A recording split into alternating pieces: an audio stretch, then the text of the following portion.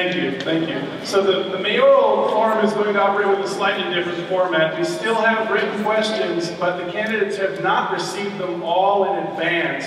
I've got them on separate sheets of paper, and I'm going to be handing the questions one at a time to the candidates. Also, instead of having a preordained order, I've got one of my favorite coffee mugs from Wichita, Kansas, with the names of the candidates inside, and I'm going to attempt to do it kind of randomly. So we're going to start again with opening statements, and here's the order. First, we'll hear from Greg Hall. Good evening, my name is Greg Hall, and I'm running for mayor of Rio Rancho. Together, my family and my wife Carrie and my children have lived in the Rio Rancho area for over 20 years. We've attended our local church for the past 15 years, been involved heavily in community ministries and community services. I'm a business builder, business developer, and over the years I was able to recover a failing business, turn it around, and create new Mexican jobs, private sector jobs. And so I bring a unique perspective to the office of mayor as a businessman. With this perspective, we're able to bring to the office a small business perspective that looks at the ordinances and the regulations that are truly kind of blockading some of the development that needs to come into Rio Rancho, some of the development that's actually desiring to come into Rio Rancho. When we talk about economic development, we need to pay attention that there's a lot of economic development going on, and it's going on our borders. It's going on as close as they can get it. So I appreciate you coming this evening, and I look forward to a positive conversation. Next is Mike Williams. Good evening. I'd like to thank both the Journal and the Observer and everyone here that made it. Hopefully we'll have a lot more people look into this race and have a higher voter turnout than we have in the past. Again, I'm Mike Williams. I'm running for mayor. I've been a city councilor for 12 years. I also was a planning and zoning commissioner for 2 terms and also on the city labor board. I've lived in Rio Rancho for 29 consecutive years. I've raised my family. I'm a retired Bernalillo County Sheriff's Deputy. I spent 8 years with the United States Coast Guard Auxiliary. And I'm a public servant. I have lived that all my life since 20 years old, so that's almost 40 years ago. And this is my heart's here in this city. Next is Morgan Brady. Good evening. Welcome everybody to the Star Center, to the Cleveland School, and thanks to the Journal and the Observer for putting this on. A little bit about me. I know I've talked to a lot of people in here. I'm a native of Albuquerque, born and raised here, and I've been currently living in Rio Rancho for the past 17 years. I am a small business owner. I'm also working in Albuquerque on a full-time basis right now. My reason for running for this position, I call it dissatisfaction with the status quo. I think we need to change the priorities that we have in City Hall right now. We need to make this city more business friendly. We need to cut the taxes that our people are paying, both gross receipts taxes and property taxes. We have a tremendous amount of people in our area that are living on a fixed income that can't afford the increases that they've been seeing here lately. I believe I have a strong method, a strong plan to bring this to fruition within Rio Rancho by making it a more business-friendly city and increasing the gross receipts taxes and the jobs available to us. Thank you. And finally, Jim Owen. That's the same position I have on the ballot, by the way, at the bottom. So just remember that. Those of you that know me know that I came out here in 1984 with Intel. When we did our first startup, I was the site manager until 1994.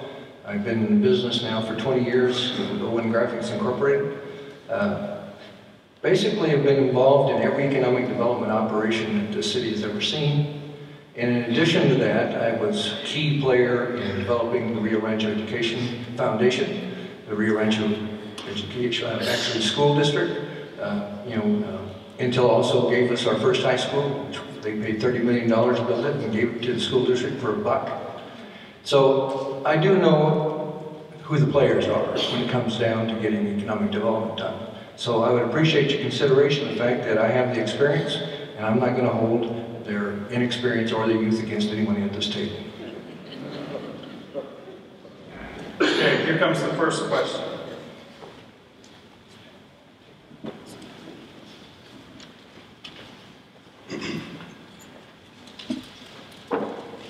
We know that municipal elections are nonpartisan. Yes, yet it is also true that one's political philosophy cannot help but shape their policies and priorities, even at the local level. One need only look to the comparative sea change that occurred 2 years ago, when a new conservative majority, Tea Party supported, City Council came into power.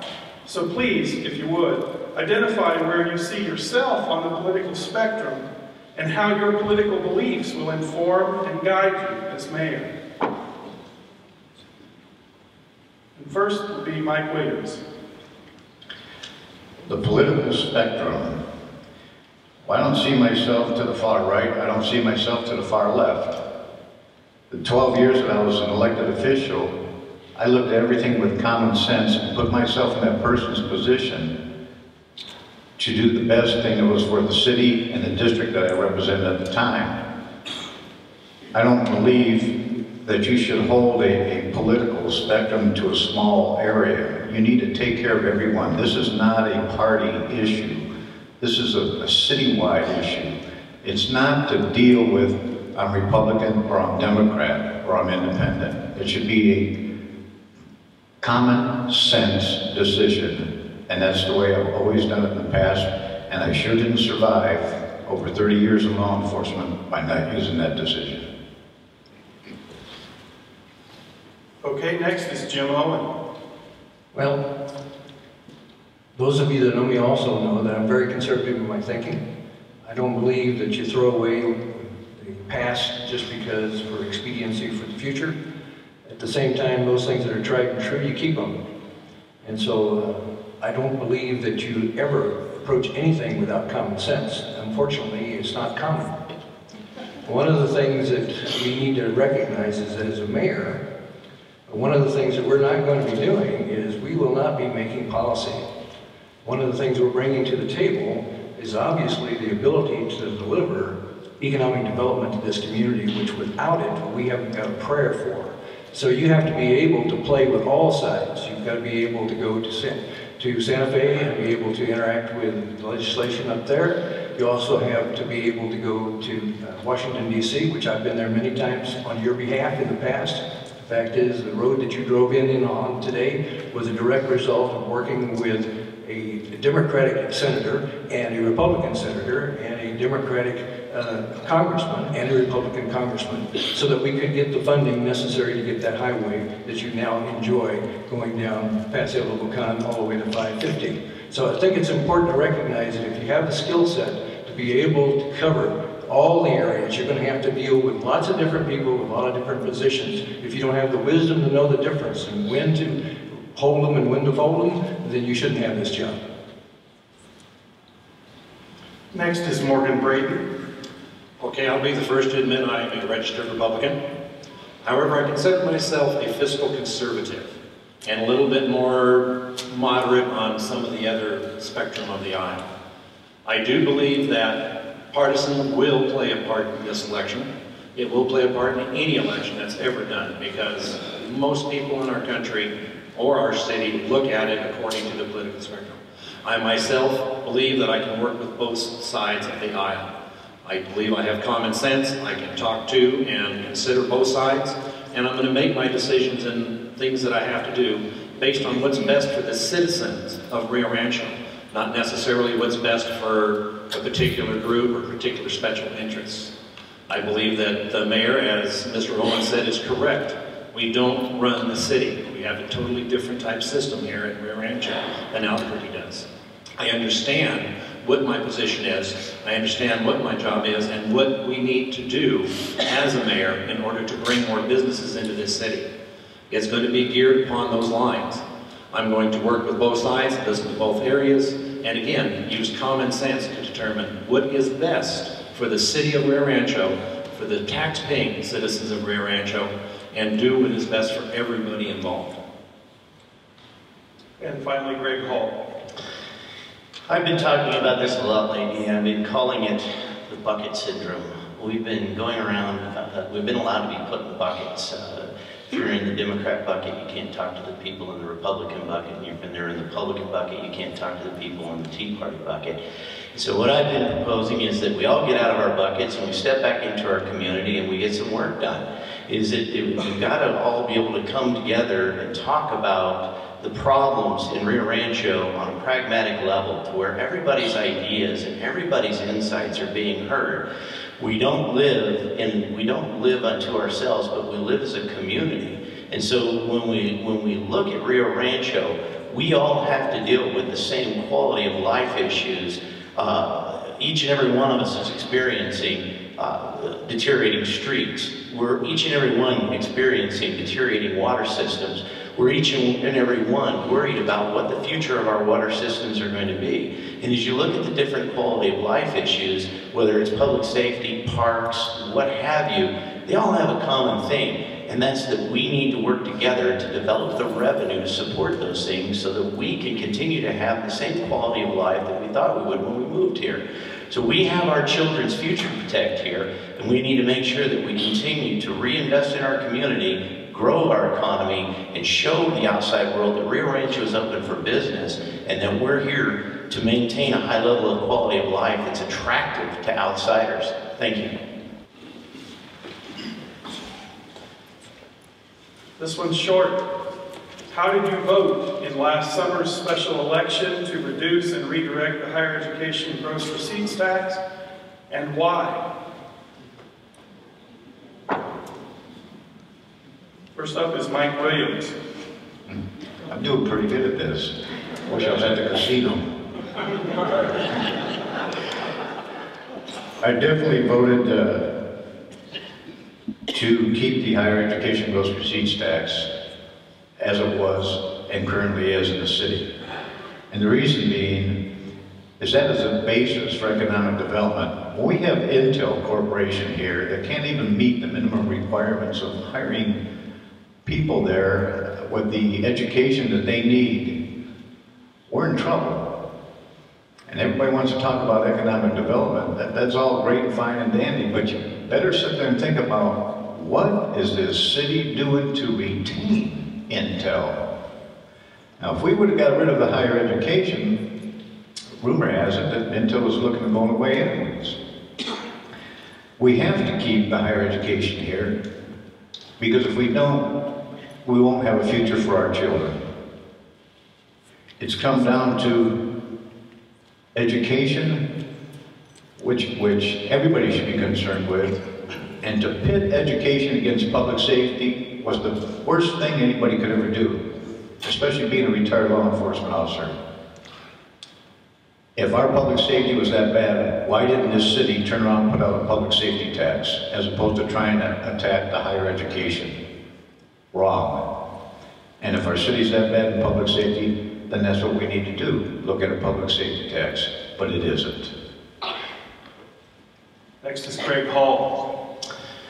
Due to the voter registration issue, I actually didn't get the opportunity to vote in this election, but I will talk about how I would have looked at this. Number one is when we talk about education investment, investing in our education system is paramount. When employers are looking to come into the city and they're looking to invest in the city, they're looking for the talent that it's going to take to supply the necessary workforce to supply the labor for the businesses that they're building. So when you talk about building base economic jobs and companies putting down roots in Rio Rancho, it's very important that we have a system in place that supplies that talent and labor. That becomes very attractive. But at the same point in time, we need to be very careful about funding our public safety systems. We need to make sure that we continue to keep our promises to public safety when we promise them that we're going to give them certain raises, and when we promise them that we're going to take measures to make sure that their quality of life can be maintained while they're putting their lives on the line for us and protecting our lives and our property. We need to make sure that we're doing everything we can to keep our promises as a community to these people that put their lives on the line to protect us. Thank you. Next is Jim Owen. This is an issue that I think needs a little explanation, because this was a very emotional issue. It was one that was tied to a lot of different things, and as a result, people were divided, and you had a very difficult and abrasive kind of situation where we had two basic needs being addressed, and I think they were addressed in many ways unfairly. Okay, you know, we said, oh, we were going to vote because we love the kids, or we're going to vote because we love the police and the fire. In reality, what we're trying to do as a city is trying to balance out the fact that we have no money. Okay, and as a result, we also had, you know, as unpopular as this might be with some people, we had a university that was not honoring its commitment and it was setting on the money and not doing what they were supposed to do. As a result of that vote, do you notice that all of a sudden UNM is doing something? That we actually are getting what we were promised at the beginning? Now, obviously, we need to take care of our fire and public safety. It's important that our cops are equipped, and we have to come up with a way to make that happen. So we can't let that slip, but at the same time, everybody has to honor the commitments. It doesn't matter why they can't do something. If they made a commitment, they have a contract with us, and you voted in to give them money, then they were supposed to spend it, and they didn't. So people looked at it logically and said, okay, if you're not going to spend it, then we're going to do something else with it. So my point with this is don't look at this emotionally. That's one thing that Shelby Smith said earlier. You have a brain. What I want to see is an educated electorate. Somebody that can't figure out what's going on shouldn't even be voting. Thank you. And finally, Morgan Brady. Okay, to answer the question, I voted for it. But let me explain why, because that's what this question was about. Most people did not understand what that vote, what that money was all about. It all came out, it's for the children, it's for the children. That's not true. That money that is generated by that tax is for brick and mortar only, which means they can't use that tax money to put in desks. They can't use that tax money to buy pencils or paper. They can't use that tax money to do anything except build brick and mortar buildings. We have already fulfilled our commitment to UNM, CNM, for the brick and mortar buildings that we've already built. That account now is growing by several $1 million a year that they have no plans on using anytime in the near future. Because of that, and what that money is limited for, I personally believe that money would have been better spent trying to take care of our police and our fire department. Give them a raise. They haven't had a raise in 5 years. We're having trouble keeping our policemen and our firemen because we hire them, we get them trained, they get hired offers from other police departments, other fire departments, and they move away. We got to quit this revolving door of our employees, give them the proper money they need in order to live a comfortable wage and do their job here in Rio Rancho. That money from that particular bond issue could have helped them do that, but it did not. We've already, as I said, we've already fulfilled our commitment to UNM. We've already built our building and paid for it. We need to use that money in a more proper manner. Thank you.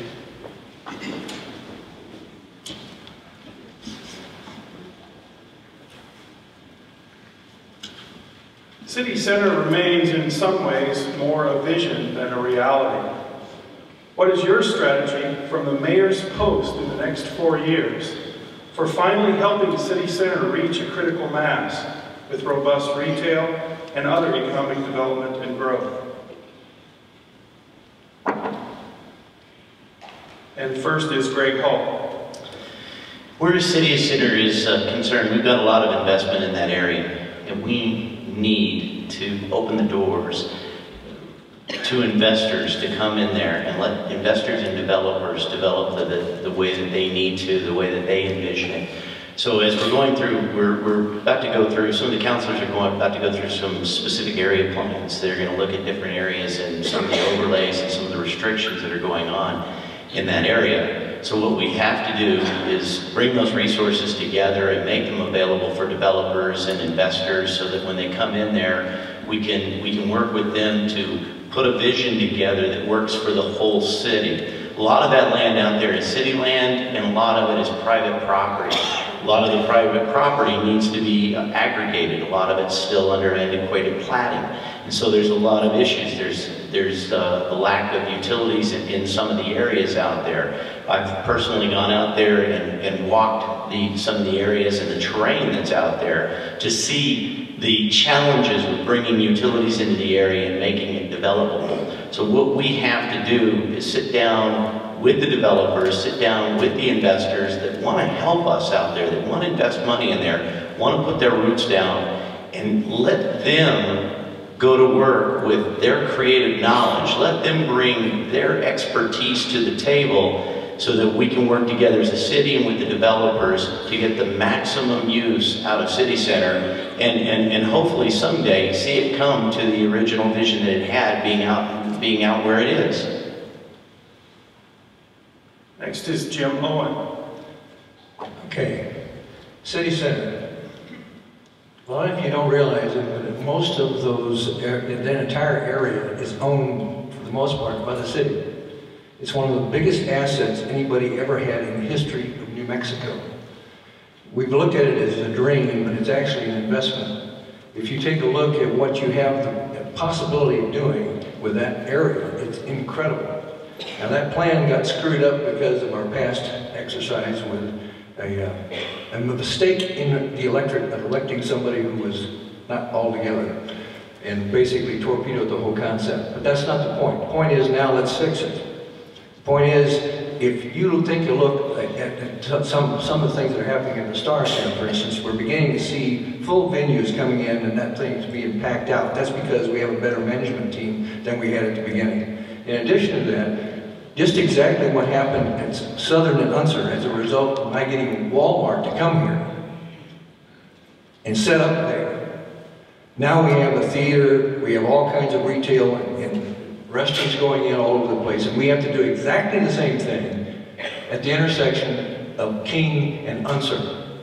We almost got started there. I talked to a developer today that basically said, I had a deal all ready to go to put a giant station and a convenience store at that corner. Do you realize that there's almost an entire city that lives up there that can't even go to a grocery store, a convenience store, or a gas station? And yet the reason that didn't come to fruition is because of our city development department didn't care enough to pursue it.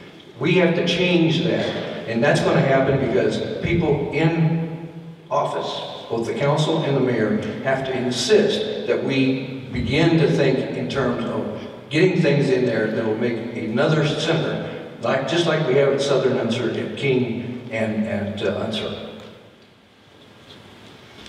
Morgan Brady. That is an area that is prime for development. As mayor, I want to work on hands-on with companies, inviting companies in there, inviting businesses in there, and progress that. But I want to do that for the entire city, not just that area. That area doesn't even have a Circle K out there, for heaven's sakes. They need something fast. But as mayor, I want to try to work with all the different areas of the city, bringing people in. And to do this, I want to work with the city council and get the regulations for businesses dropped so they can get in. That's one of the big reasons we don't have major development in Rio Rancho, is because of the city's old antiquated laws on developing on business property. We were set up as a bedroom community. We need to change that around. The area out there is prime for that, especially since it's city-owned. We got a little bit more leeway in being able to get people in there at good rates. But we don't want to end up just concentrate on that section of the city. I want to work on the entire city and make it good all the way around.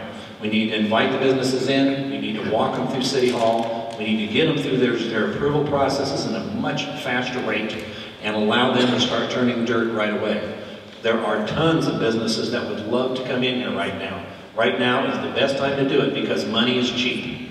And that's one of the big advantages these businesses have. They can borrow the money now to invest in their businesses in our area. I want to, as mayor, help them do that as best I can. Thank you. And finally, Mike Williams.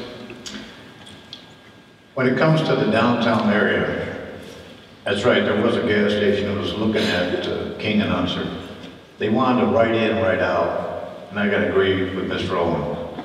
City Development wouldn't give it to them. We also had a 4-story Ramada that wanted to build out there. We also had a Smith's that wanted to build out there.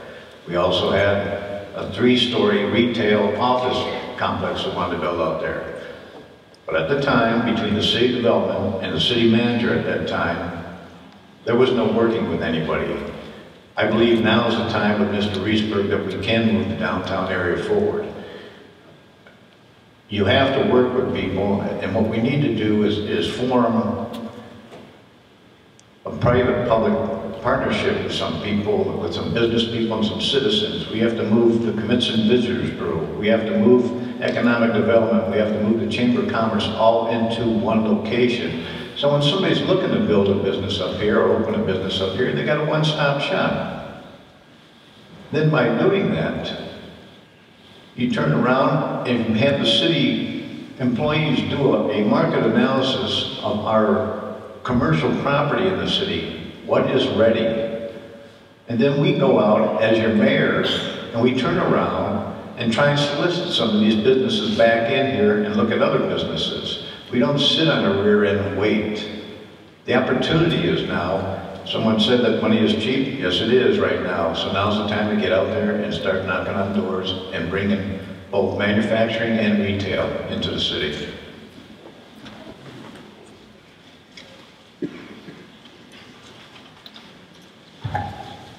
Next question. Road and infrastructure needs continue to capture the headlines in Rio Rancho, and for legitimate reasons. Tough choices and political compromises are required to create an action plan. But one could argue that the far more menacing issue facing the city division is water.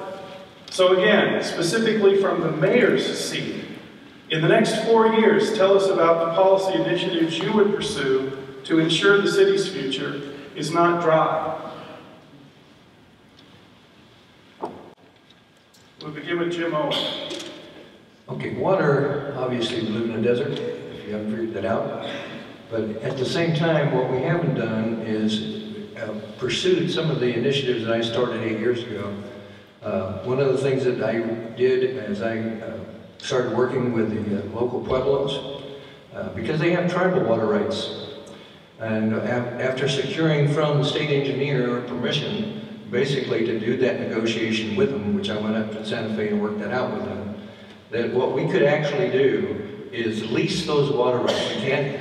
We can't own them, but we can lease them as long as we use them for non-potable uses. So we could use them on parks, soccer fields, swimming pools, you name it. And that's an enormous amount of water that we could, in fact, take out of the calculations that we have to deal with. And that has not been pursued. And I have no clue as to why it wasn't pursued, because that was all decked out and ready to go back in 2006. So for 8 years we've been watching us languish around, not dealing with this, but just trying to actually come up with enough water rights, and they're very expensive, trying to find water rights so that we will in fact always have a buffer so that we can continue to grow and be able to do the recruitment we need to for economic development. Because you can't bring somebody in here and say, well, okay, yeah, you can come, but we can't give you the water. It's important to keep water-friendly kind of businesses coming in here, and one of the things we really need to do is to basically focus on bringing headquartered operations to this city. Why that's important is for instance, waste management is a trash hauling company that we use and contract with. But they also haul trash from all over the basic Southwest. And everything within the borders of New Mexico, we get the gross receipts tax because they're headquartered in our town. Why can't we do that with engineering firms? Why can't we do that with architects? Why can't we do that with financial groups? Keep it in mind, that's what it's all about. And Mike Williams. Well, the good thing is we are at least up to par with the state mandates on the water rights.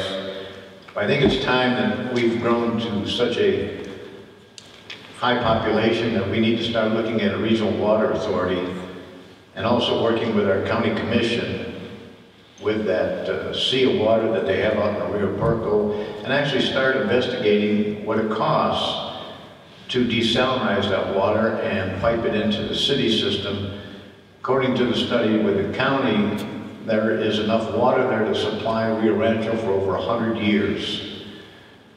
And at the rate that our water rates are going up, I'm sure that desalinization is right there on a balance of what the water costs now and what it costs to desalinate it. The other thing is when you talk about keeping things here, the policy initiatives to pursue in the city, I had offered one time an opportunity to xeriscape new development front yards. We are in a desert, and it's time that we need to realize that. And by doing so, not regulating the backyards for the families, but the front yards, putting drought-resistant plants in, drought-resistant trees. It's pretty bad when you have a homeowners associations here in the city that mandate the grass in the front yards, that mandate the trees. That needs to change, and I think that's something that this city needs to look into and start immediately. Morgan Brady. Water is extremely important. We do live in the desert. We are a fast and growing city, and the more we grow, the more water we're going to need. There's a two-part plan that needs to be done to do this. Number one, we need to continue looking for more water rights. We need to continue looking for more water sources that we can get water from to sustain our needs in the future. But also along with that, we need to work on water conservation. We need to take care of the water we have and not waste it. I agree with Mr. Williams. We need to start xeriscaping more. We need to start making it a less water necessary needed city. And to do that, we can do that in our rules and regulations for new developments coming in. Keeping the front yards xeriscaped. Encourage water savings and not water waste. By doing all of that, we will keep our water safe for the entire future that Rio Rancho has in front of it. But we can't not just stop looking for it. We got to keep looking for ways to get more and take care of what we have. And Greg Hall. This is a community issue. A city without water is a city that's going to die. And so we've got to work together to not only conserve, but utilize all the water that we have. So number one, I think a huge priority, and I know that it's already being addressed and I know that it's being worked toward, is the restoration of the water system that's underneath the roads that we have right now and the water that we're leaking underneath the city. Losses of in excess of 500 million gallons a year that's being lost through leaks in the city. So first off, we have to aggressively restore our water lines. So conservation starts with responsible preservation of the infrastructure. Conservation starts at making sure that if we're asking the citizens not to lose water, that the city has its systems in check. So it's going to take a lot of work, and I know it's getting started right now, so we've got to work toward that. And I know there's some great projects on the horizon that are going to get that done. So we, as a community, we just need to get behind that and make sure that we continue to press that forward and do what we can to fund that. Then we need to look at the different facilities throughout the city where we can reduce water use through the xeriscaping and through conservation and retooling ourselves to a more desert-inclined city as we need to. And then, of course, I have to agree with the desalinization as that technology hopefully becomes more and more efficient and less expensive, that we can find ways to use that water in a very effective way out of the Rio Rancho and find a way to pipe it into the city so that we can start utilizing that, or at least supplying it to the different industries that would be looking for large water sources to come to Rio Rancho. Thank you.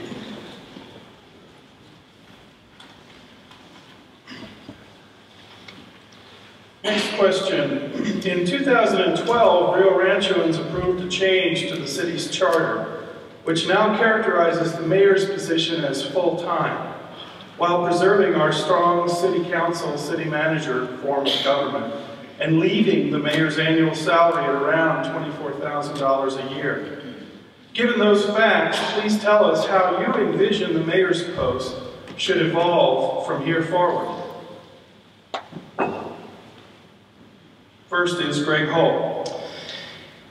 First off, My campaign has been about full-time leadership, bringing full-time attention to economic development in Rio Rancho and working with businesses one-on-one to make sure that they get in, get planted, get the shovel in the dirt, get the door open and start producing revenues as quickly as possible.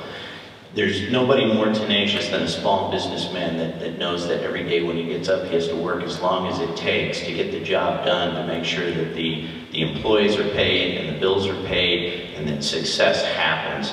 And so when we talk about the full-time leadership right now, I have that drive and that motivation to put a full-time effort into the mayor's office and to bring my business expertise to that office and work tenaciously for Rio Rancho's success. Now, once we get in there, one of the issues we're going to deal with is how we're going to review the charter.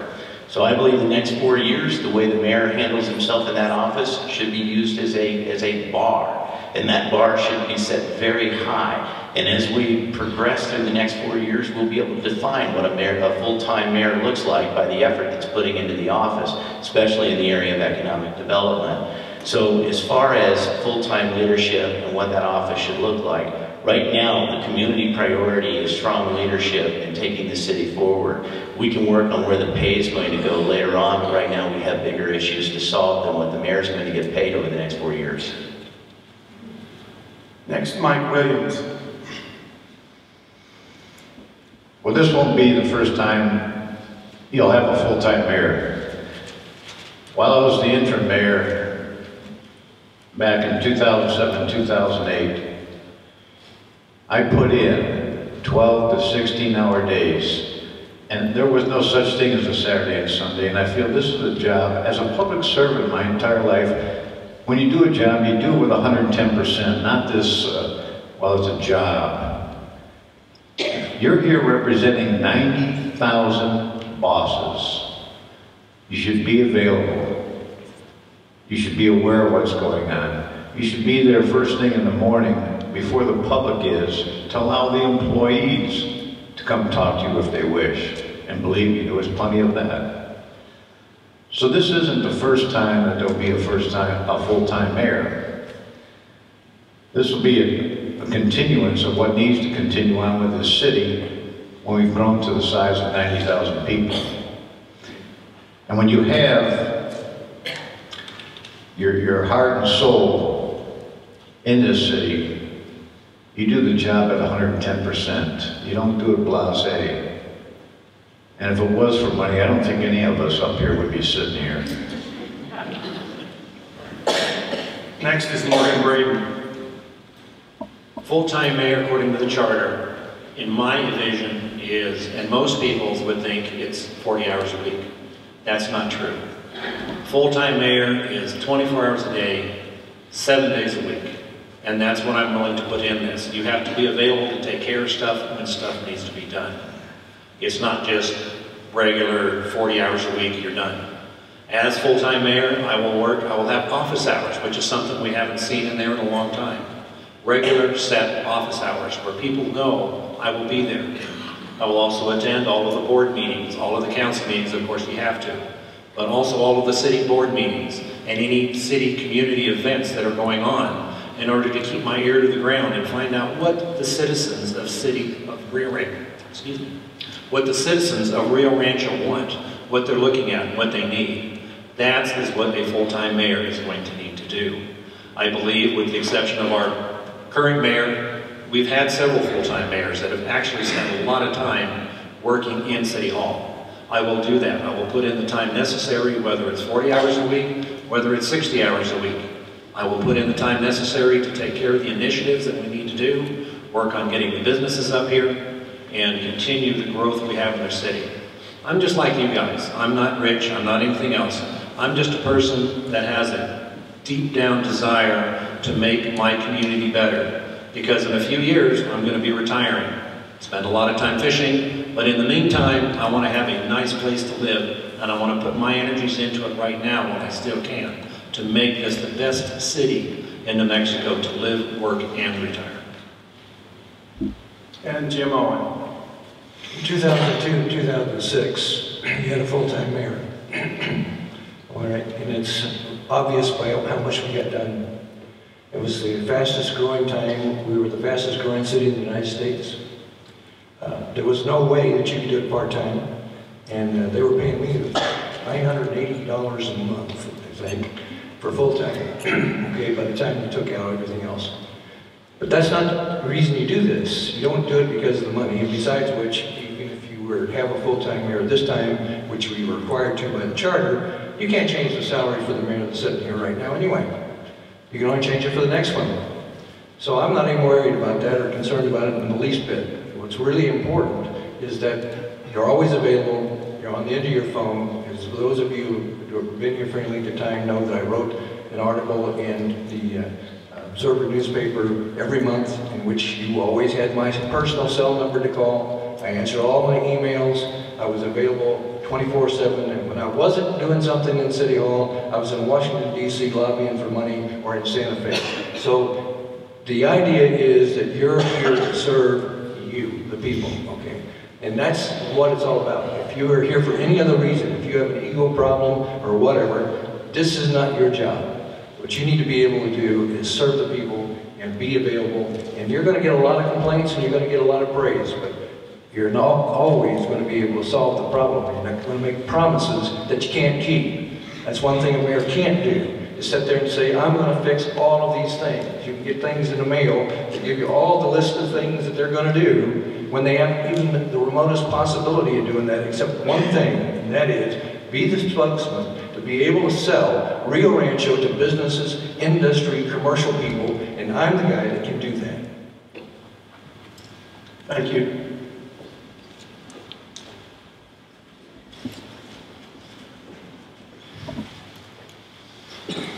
Next question. Over the last few years, there's been a dialogue in Rio Rancho regarding how business-friendly or unfriendly we are as a city. What is your definition of business-friendly?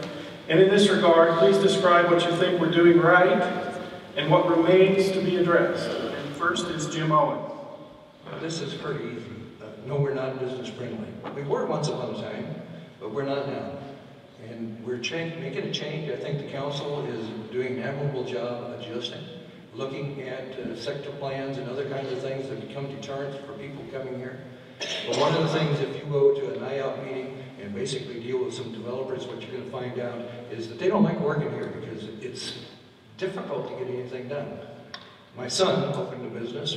It took him 7 months to get all the inspections done. We have Del Taco opened up. They couldn't get the doors open because the inspector didn't show up for 3 different appointments to be able to give them the approval to open up their restaurant. This is not business friendly. And what we need to recognize is that we need that kind of support. Customer service training is absolutely going to have to be required for our development people. I'm sick and tired of having people tell me these horror stories about how they can't get anything done. We have a friend of ours who has a major business in this town who is moving, guess where? Texas. Why? Because he's tired of being harassed about everything possible. Now, not only is he taking his headquarters out of our city, which services the entire state, but also his supporters are going with him to Texas. We can't afford to have the kind of attitude that says we have to have all the regulations and turn this thing into Scottsdale. This isn't Scottsdale. This is a Rio Rancho. And we need to recognize that we need to service each other. You have to be part of the solution. Just like grocery receipts tax. Every time you go across the Walmart in Bernalillo out of Enchanted Hills, you're stealing money from your neighbors. Every time you go down the hill to buy something that you could buy in Rio Rancho, you're stealing money that could help us deal with our infrastructure needs for our power, for our water, and all the other things that make the quality of life that you're all looking for. You have to be a participant. Morgan Brady. Rio Rancho is not business friendly. I know this for a fact. Part of I told you earlier I am a small business owner. Part of my business is hot air balloons. I do balloon rides, pilot training. I also own with my son an FA certified repair station. There's only 2 of them in Albuquerque. I own one of them with my son.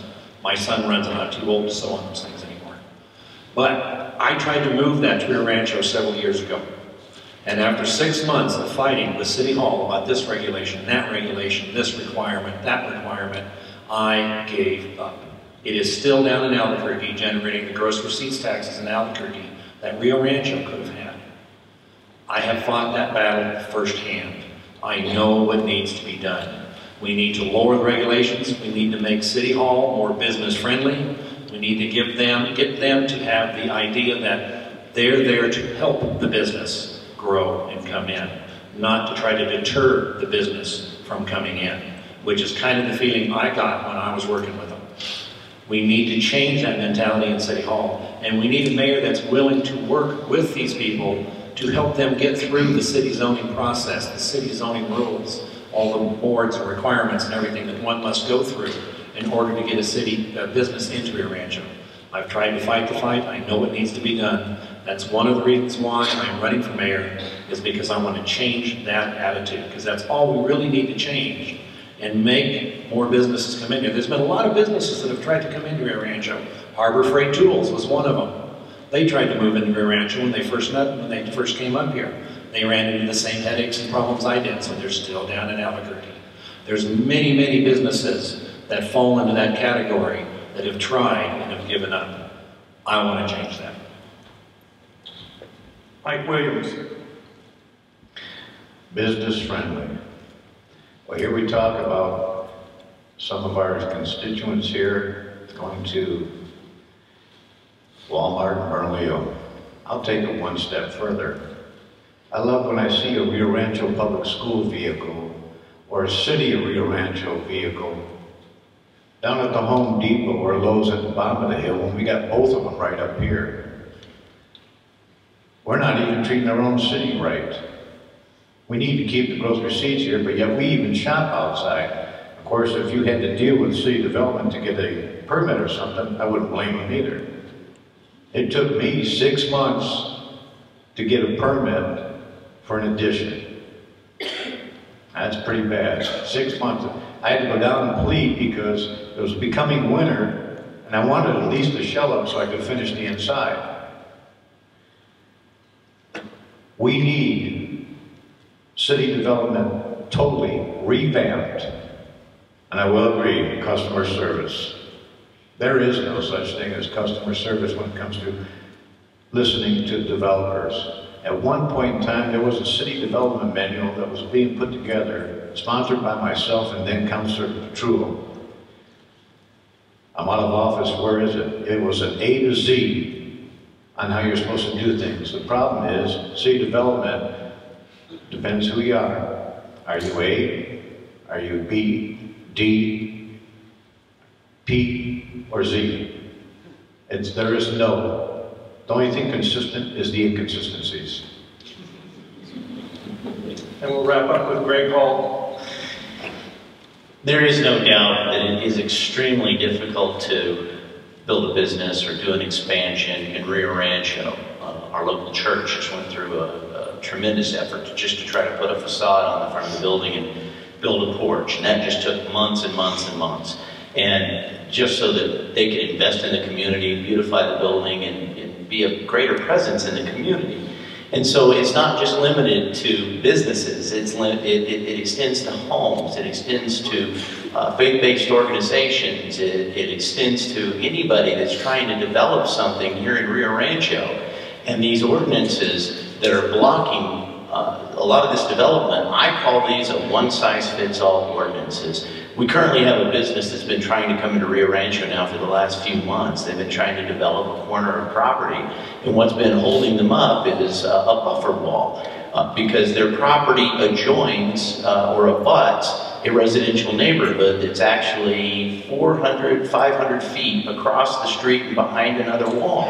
But we want to require them to put up a wall, and this is stopping them from developing this property. And this just seems overly invasive when there's another business right next door that has been built there and doesn't have a block wall in front of their business. So we've got to look at these ordinances. So number one, we need to sit down with these businesses and look at each individual business plan. But we need to do that from a business perspective of what hurts a small business guy? What hurts a business when they come into town? We need somebody that understands, somebody that's faced these regulations face to face and has met them and had to overcome them whether it's local, county, or state regulations, I've had to put up with those in the small business arena, and I had the experience to help identify them and help work through them. And that's what we need to do. We need to help businesses be successful in Rio Rancho and stop letting them develop on our borders. Thank you.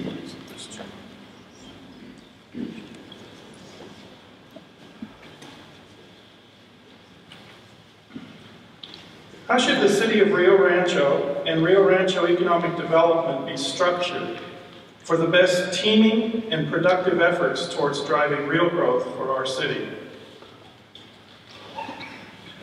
First is Morgan Braden. Economic development. All of us up here are for economic development. The question we have to ask is, who's going to do the most to make this economic development work?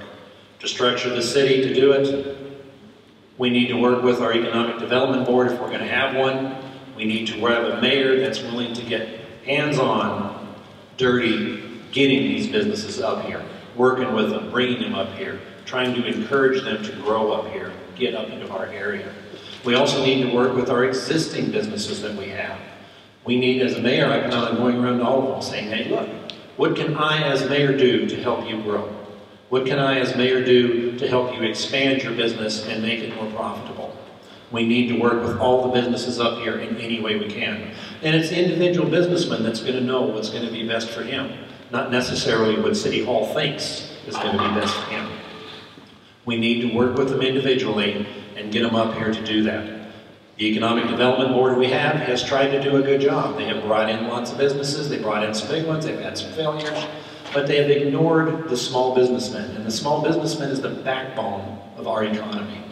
That's one of the areas I want to work the strongest on. We need an office staff that help these businesses get through the city process, get through the zoning process, and get their permits done in a much faster and more customer-friendly way. As mayor, I plan on doing that because, like I said before, I've already tried to fight that fight. I know it needs to be done. Next is Mike Williams. Question is, how should the city of Rio Rancho and Rio Rancho economic development be structured for the best teaming and productive efforts towards driving real growth for the city? A lot of people don't realize that when a business comes to here, if they're speaking to the elected officials or city employees, it's all public record. You need Rio Rancho Economic Development to take direction from the city and then do the job that needs to be done without involving the city when someone wants to come into our city. It becomes a, I guess you could say, Open Records Act request. So if somebody comes into Rio Rancho and wants to build an Intel, if there is no Rio Rancho Economic Development Corporation dealing with them, and they're dealing with us individually, then when Glendale, Arizona wants to take Intel away from Rio Rancho, you can't hide what kind of ideas you have to try and keep them here. You need Rio Rancho Economic Development in order to get that done. Because if you don't, you're going to lose a lot of businesses. Manufacturing, retail, you lose everything. Because if your competitor can find out what you're offering to them, you can bet that they're going to beat it. And that's why there's no I in team, because it takes a team to get this done. I cannot do anything without a team. Thank you. Next is Jim Owen. Okay, the Rio Rancho Economic Development Corporation has historically been tied to bringing in what we would call basic employers. So that's the Intels, the HPs, and this type of thing. And they've absolutely, totally, over the years, refused to deal with the idea of being part of the recruitment for commercial, retail, and industrial.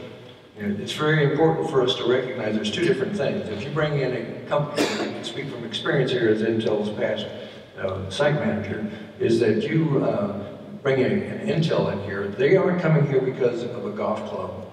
They're not coming here because of anything else. So what they're caring about is what's in the region. When Intel came here in 1980 for the first time, what we looked at was one thing, and that was the incentives that we got from San Juan County and from the state of New Mexico that would allow us to be competitive on a worldwide basis. So education was important, but we knew that UNM was down in Albuquerque. We also knew that all the quality of life issues were also there. So they're not a key thing, but what's really important is recognize that with 1,500 jobs, 300 jobs, however many basic economic jobs you bring in, those people bring in jobs that bring in big dollars, but they don't turn into gross receipts dollars. Not immediately. What you have in retail and commercial and industrial is immediate return, immediate gaining of gross receipts tax, which means immediate relief for those areas that you need relief in, which is your roads, your water, and what have you. So for the first time, in the meeting that we had with the Rio Rancho Economic Development Corporation, they confessed that they were ready to go ahead and start looking at retail, commercial, and industrial for the first time since I first proposed it actually 10 years ago, when they refused to deal with it at all. And at the same time, we've never been able to get the Chamber of Commerce to step up to do that either. But they're now willing to do it. So I think as a group, we're moving forward. And Greg Hall. When it comes to a relationship with Rio Rancho Economic Development, Chamber of Commerce, all of these different entities that are working toward building a stronger Rio Rancho, we have to get all ideas on the table. We have to get the conversation started. There is no doubt that we have to start talking about how we're going to start replacing the base economic jobs that are bleeding out of this community. When we saw the redeployment of 400 jobs from Intel Corporation, if the average salary of those jobs was $60,000 a year, that was $25 million annually that just left the local economy. And Rio Rancho has a very hard time absorbing that type of economic impact. So at the same time, we need to aggressively find solutions to replacing those base economic jobs. Right now, I believe our most viable resource is going to be in the healthcare industry with the tremendous assets we have here in the community with the hospitals and the college, that we can draw medical industry facilities here into the community to help grow that, and also base our college around that type of training so that we can replace those jobs and create the talent that we're going to do that. So we really have to focus on how we're going to replace those. The next main focus that we really have to look at is a quality of life issue. What's going to make us attractive to people coming in? What's going to make us attractive to businesses coming in? I know we say that's really not the issue, but nowadays, I know the younger generation, they are attracted by things that are going on in a community and how they can be involved in the community and the different activities that are available. So we do have to create a quality of life that is attractive so that we can get these businesses in here. Thank you. So it's come time, according to my clock here, it's just shy of 9 o'clock. We'll go into closing statements. We'll give each candidate 1 minute. And first up is Jim Owen. You're going to have a choice to make on March 4th if you've done early voting already. The choice is always going to be to take a look at what happens. Everybody's basically saying economic development. Well, that's the most important thing. And the reason why is because it's the source of the revenue we need to fix the other things that make for your quality of life. The thing that you have to decide is who you're going to pick. Okay? You need to decide, do you want somebody that you're going to have to train for the next 18 months? Or do you want somebody that's been there, done that, and not as a recycled politician, but as somebody who has successfully delivered leadership both at the state, local, county, and federal level already? I can hit the deck running and get this done. What I need is your support, because it isn't enough just to have rhetoric. You have to have a plan, and you have to be able to deliver. And that's something I've always been able to do, and I've always done. So I solicit your vote on March 4th. Next is Mike Williams. I'd like to touch on a couple other things due to time constraints we couldn't. One, when an election doesn't turn out the way you want it, you don't turn around and waste $50,000 of taxpayers' money for another election. I would do my darndest to make sure that doesn't happen again. Through the tough times, this city has stayed in the black with a reserve higher than what was necessary by state law. 3, let's talk about a full-time mayor. How many people, I'm sure there's nobody up here, could say that they rearranged their wedding and their honeymoon because they were mayor, so they didn't miss a council meeting. Now that's dedication.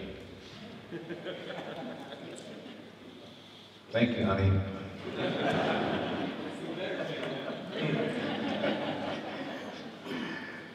4th, I've got 12 years experience. I'm also a graduate of Western New Mexico University on EDC. And last, I'm number 2 on the ballot and number 1 in your heart. Next is Morgan Braden. As I said, I'm just like one of you. I'm not going to try to buy the election. I'm doing a grassroots effort in order to win this election. I'm doing my best to meet and talk to as many people as I can. I have a passion for the city. I have a passion to make things better for the city because of what I've experienced and what I know a lot of the business owners in the community I've talked to want to have done. I ask for your votes. I ask that you check all 4 of us out up here. Look at us close. Look at us close. Pull up our websites. Look at what we have to say. Give us a call. On all of my literature, I have my own personal cell phone on all my literature. It's on my hip at all times. Also have my own home address on all of my literature. Stop by my house sometime, knock on the door if you have a question.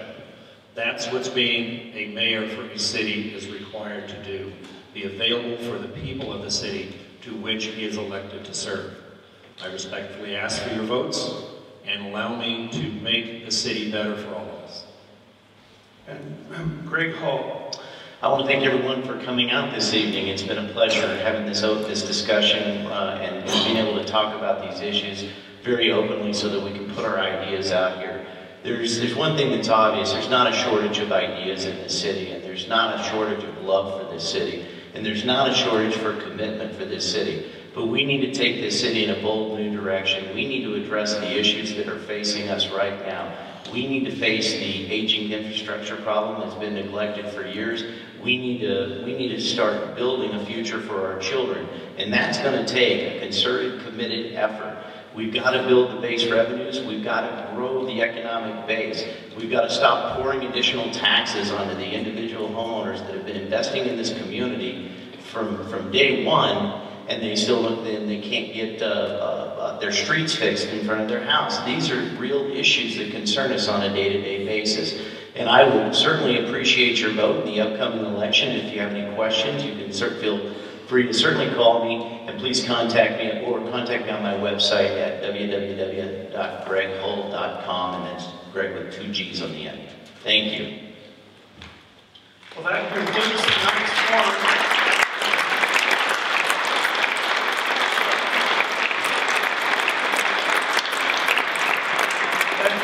Tonight's forum. I also want to thank everyone for coming out. We really, really appreciate it when citizens here in Rio Rancho engage. I hope we have a great voter turnout, and I wish you a safe evening, safe trip home. Good night.